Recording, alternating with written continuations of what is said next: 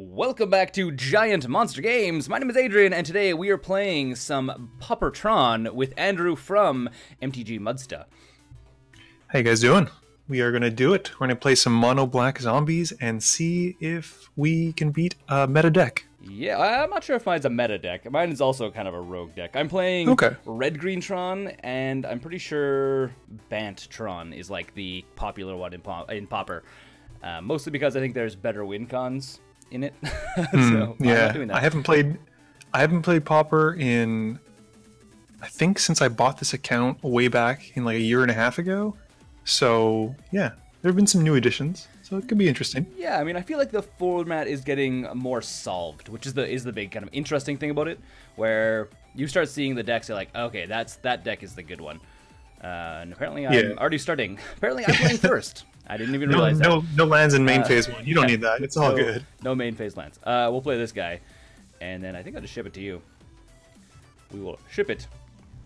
I've been playing on X Major Ton lately. So I'm like, oh, what are my keys?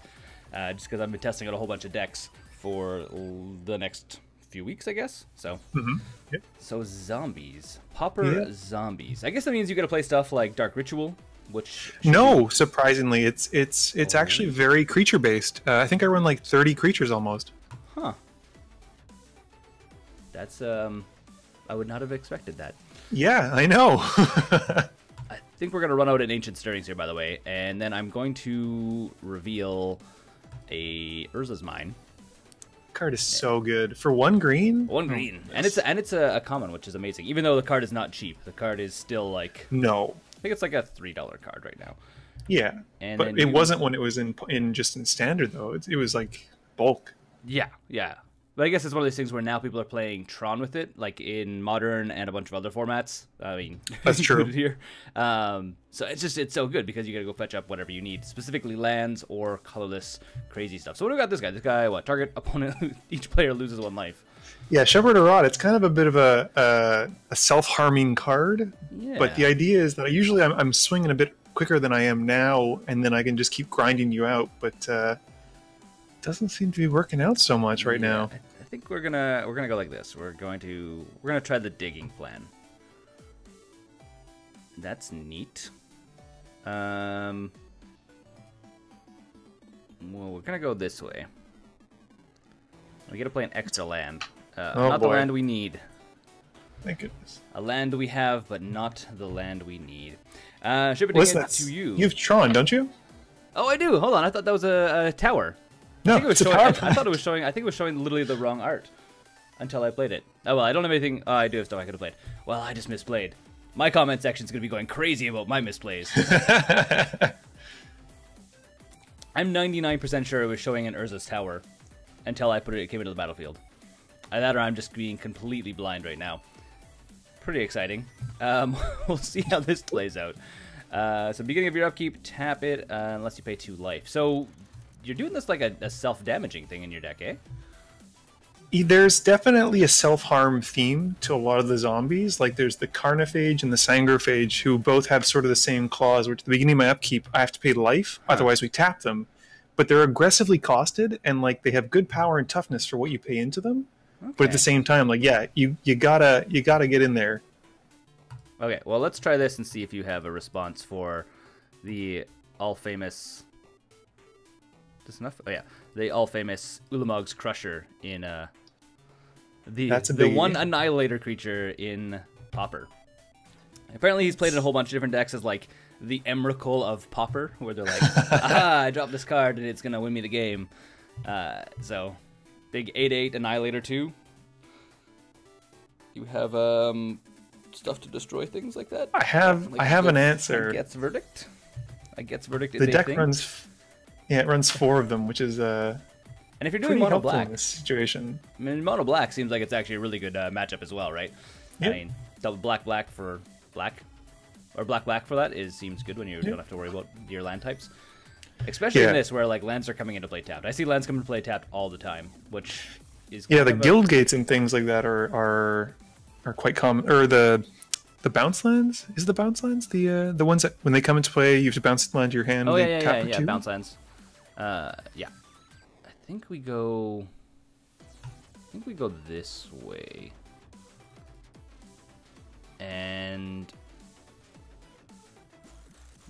So I draw a card off this, and do I draw what I need? Mm-hmm. Nope, I don't, but I have this guy. So we're going to play this guy. We have more awesome stuff. This card I haven't seen very much in Pauper, and I think it's amazing. What in the world? So Misdrawing for an assembly worker. It's basically a Squadron Hawk artifact creature. Yeah. So when it comes into play, I gotta go and fetch up another one. So I just get to drop 4/4 threats repeatedly until I'm out. Yeah. So I mean, that works. It's pretty cool. I won't lie.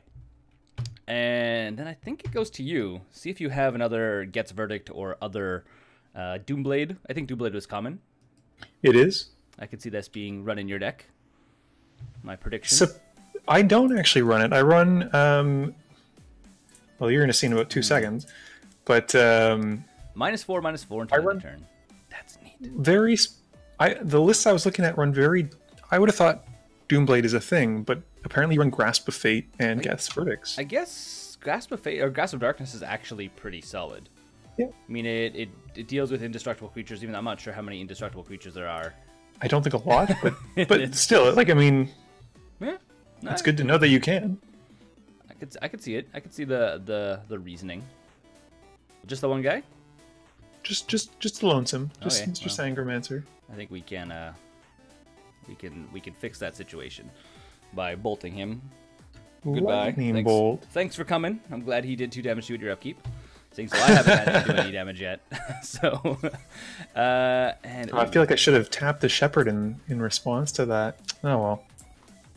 Too late now. That's it. Live and learn.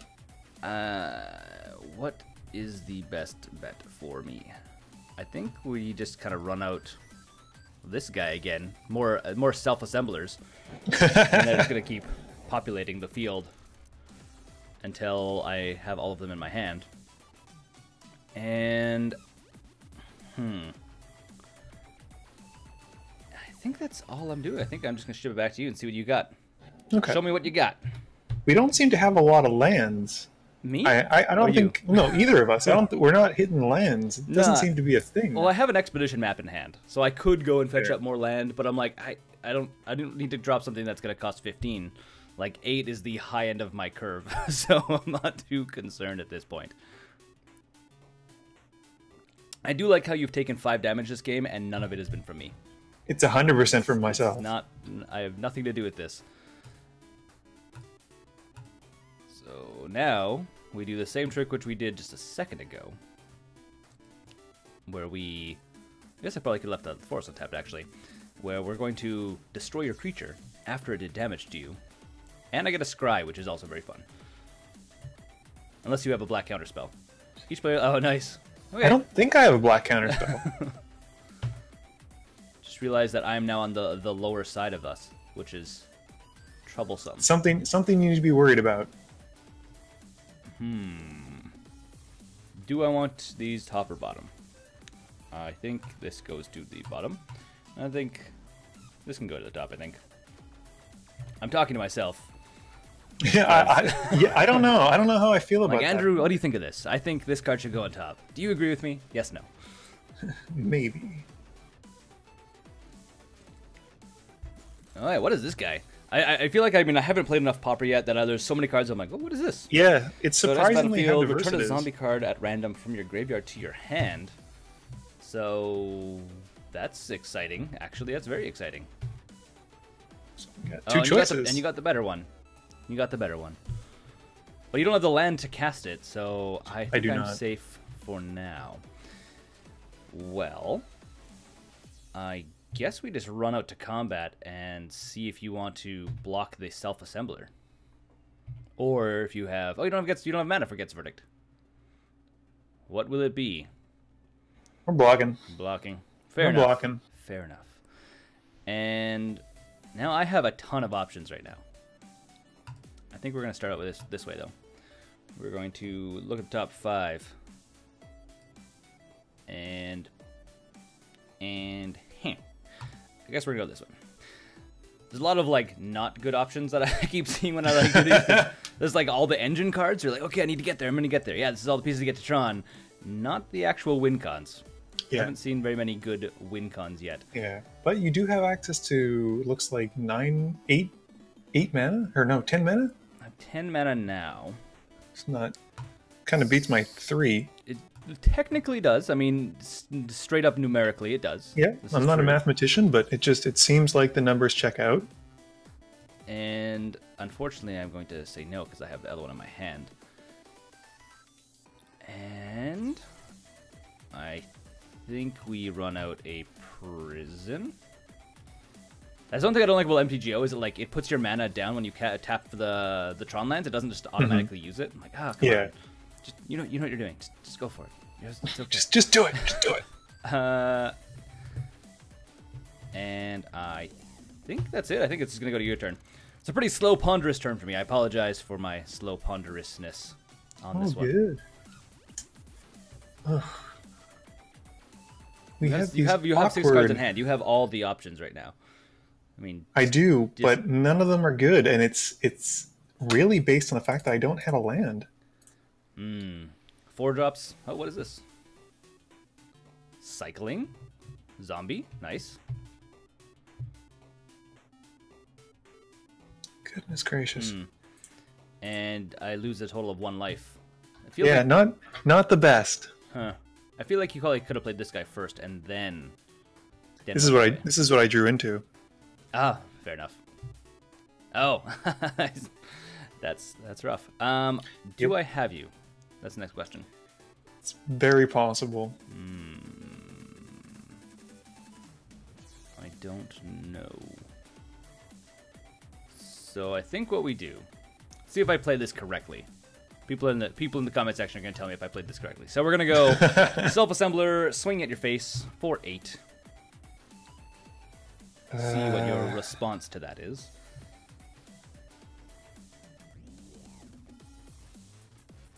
I'm going to try like this.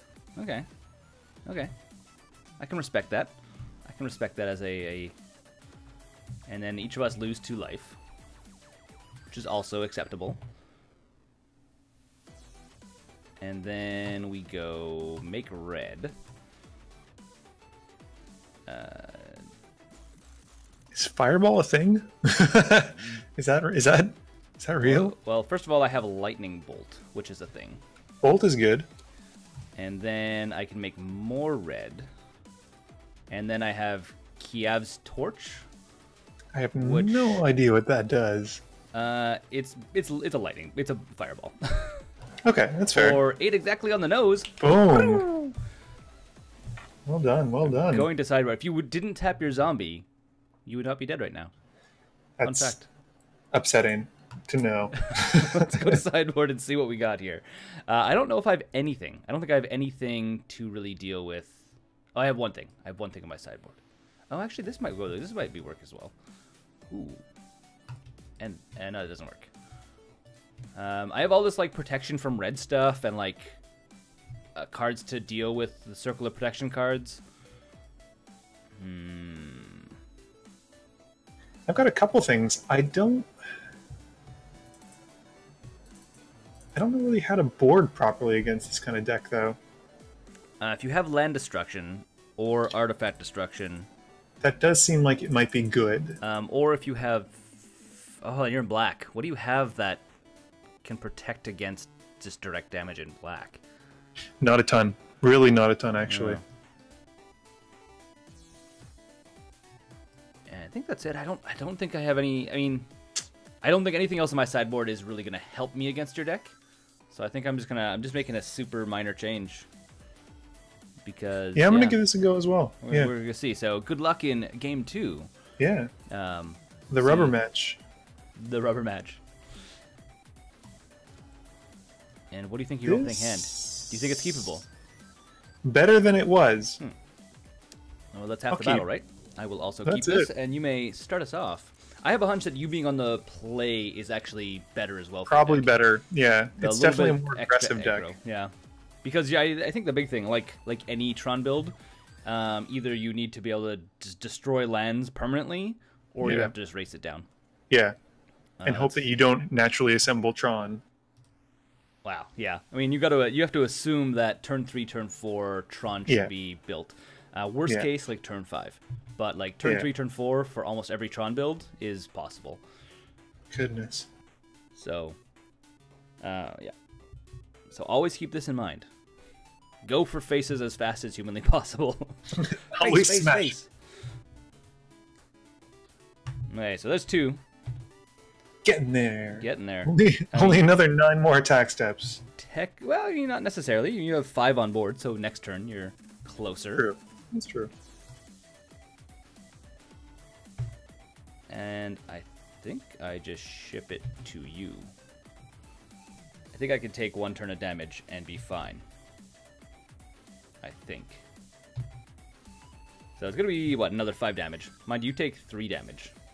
You're kind of like just lightning bolting yourself for me every single turn. Well, so these are what we board in, apparently. That seems like the perfect thing to board in. Like the absolute perfect thing to board in. So much so that what do I grab?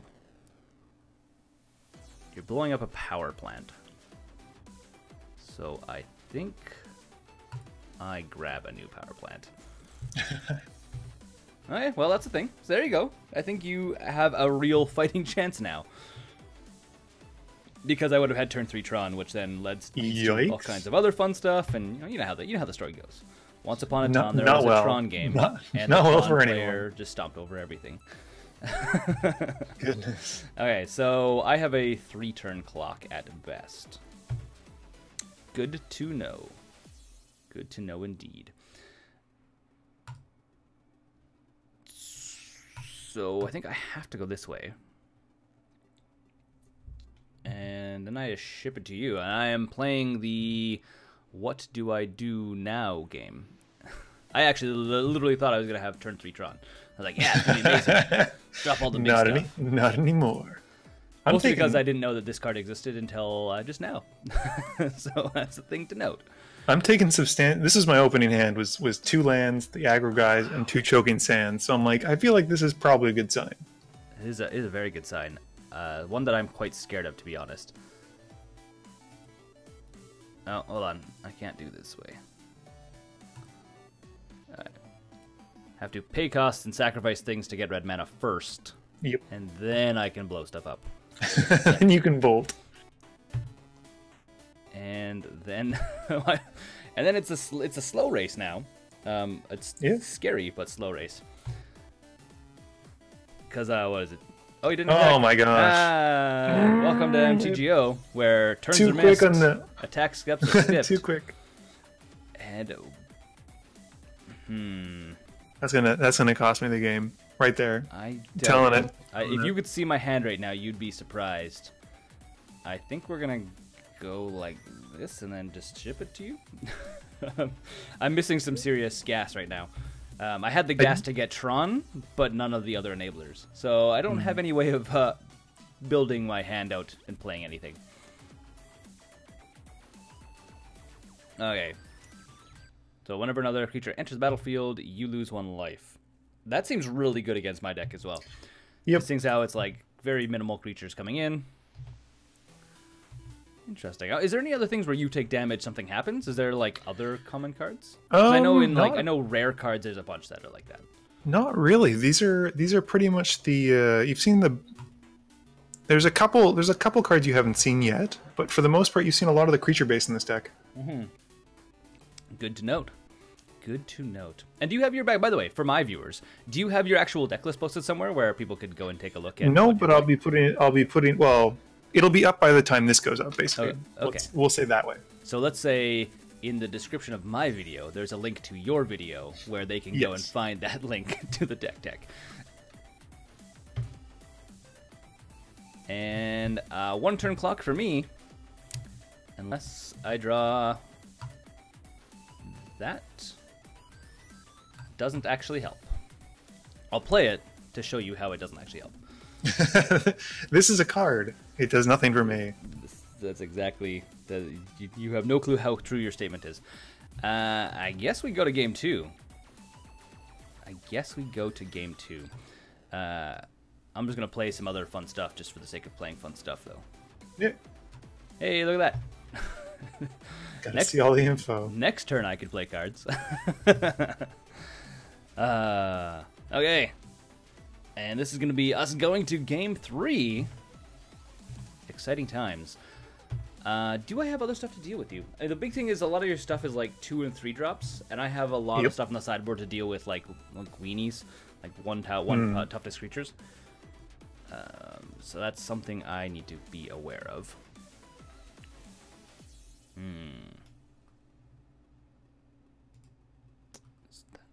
Good. Go. So, are you changing anything, or you think you're just going back the way it is?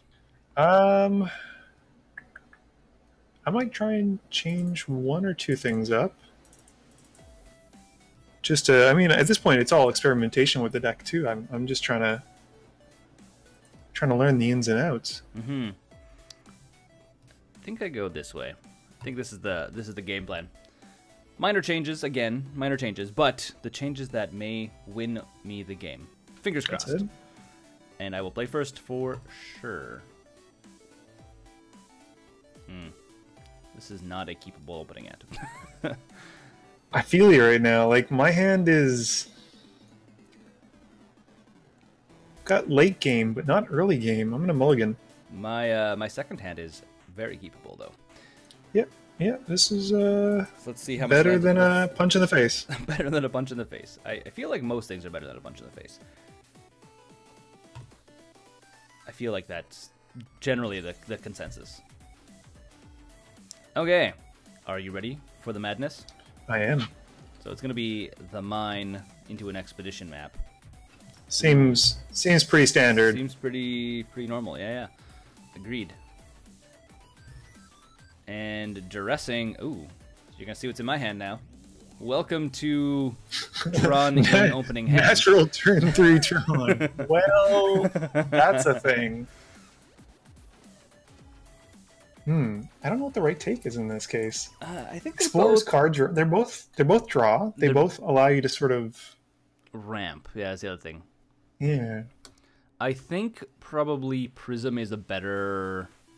What gives you your filtering? Yeah. Yeah. Because Explorer, you might not get anything else. Like you're not guaranteed to get that land. Exactly. Well, I guess we'll just play down this thing, and I think that's all I do. I guess hold on. I played the tower last. I learned you're actually supposed to play tower last. That was a misplay on my part. Because why? You want to protect, because it's triple. Yeah, because you want to protect it for as long as possible. So if your opponent on turn 2 is going to be able to blow something up, you want to protect. You want to save something. it. Right. Okay, so let's go like this. And I think I get a forest actually. Ooh. Oh, hello. Welcome to the party. These white borderlands. I know, aren't they amazing? They're so good. Upsetting me. They're upsetting me. They make me very excited. My friend Pat has a, so he plays plays Lantern Control. Oh, goodness. And he custom white bordered his entire deck. So he hand painted white borders on the entire thing. I don't know how I feel about this. I mean, I think for him, he's in love with it. He's like, this is the best thing I've ever done in my entire life. Like, the crown jewel of his accomplishments in life. Okay. I just want to throw it out there that this is Danger Town. 4/4s coming down every turn. Scary times. If you have land destruction, now's the time to play it. Not great. I do. But I'm missing a second crucial factor to the land destruction plan, which is a third land. Oh, I can see that. I can see that being detrimental. It is a problem. Do you have enough land? Oh, Carrion Feeder. This guy gets play in Pauper a lot. He's super good. He's even really good in EDH. I like him a lot in EDH as a sack outlet. I'm actually hold on. Is he modern playable? Is he modern legal? I don't think he is. I don't think so, no. I'd say I'm surprised he hasn't played in modern, but I guess it makes sense why he's not. If he's again he's like a 1-cost sack outlet that puts counters on stuff on himself. I feel like he'd be in like every Aristocats deck ever made. Oh, this would be so good. I'm wondering if my land count is too low. I'm at 21, which might be on the low end. No, I think that sounds like it's dead on. Yeah, because like my curve is like it's pretty much 1s, 2s, and 3s with the odd higher cost, but they have delve, so it's not not a lot. It's strange. I'm just not getting lands. Yeah, I think that's mostly what it is. I mean, because again, your mana curve, from what I've seen, seems like it's dead on for like 21 lands. Yeah. Because you don't like you're looking to get your third land drop around turn 3, turn 4. Which, yeah, ideally. And I guess we just go like this. I technically take damage from that, which is sad. And then I go swing in for 4/4. Do you care to block? I don't know at this point, because I can't swing back into you very well. You can always risk it, and then hopefully you get something to destroy creatures. It's kind of a hard situation, right? Turn 4, Tron. I'm just gonna take it. I'm gonna take the hit. No, fair enough. Go for Gotta it. risk it. Gotta risk it for the biscuit. That is what they say, I hear. And I think we're just gonna play down the sphere, and I don't think I actually played the sphere yet. I think we just go to your turn and see what you have. What can you do? Show me what you got. Well, I have a third land, which is still not the best. That does technically shut off Tron. Yes. But exactly. I think Tron has done the work. Yeah, I mean, it's accomplished what its aim was to do, which was to get some big creatures into play. Yeah. Interesting. I think we can just play another mine. It's almost the full third mine. Why not? Play set right now. And I think we just go to combat again. Swing in with everything. See. At least you have the matching arts, though. I will say that. I mean, you've coordinated them. So I got them largely because they were the cheapest. Not. Oh, for sure. No, Otherwise, I would have been like, let's just get a smearing of everything. Alright, so this means I'm going to be able to play creatures, though, taking damage, which is nice. Oh, I guess you got to put a counter on that guy. Interesting. And second main phase. Remember that time I played a self-assembler for 5 mana? Why not? You just keep doing it. It's the best thing about self-assembler. They just make another one, and another one. Keep making more. And another one. And another one. Until you get to 4, then they stop. That's enough. That's where they draw the line. That's where they're like, okay, no more of this. We're done. We're done, Yeah. guys. Let's pack it up. Lunchtime, time to go home, get a brewski, done. Okay, so that's good for you. I guess you have only a single option. Well, this is it, and I think at this point you're going to swing with. I'm swinging for I Scary think Town. this is your game, unfortunately. And well, yeah. Well, fortunately for me, I'm okay with it. But I can have see mixed your feelings. perspective. I can see your perspective here. Let's see what I got on top of my library. Anything good? No, nothing. Literally nothing good. Put all these back. I have Rolling Thunders in the deck as well, which allows me to like burn off a whole bunch of creatures, but I never got around to actually playing them. Which is Rolling Thunder? Rolling Thunder is X red, and it's deal X damage divided amongst any number of creatures or players.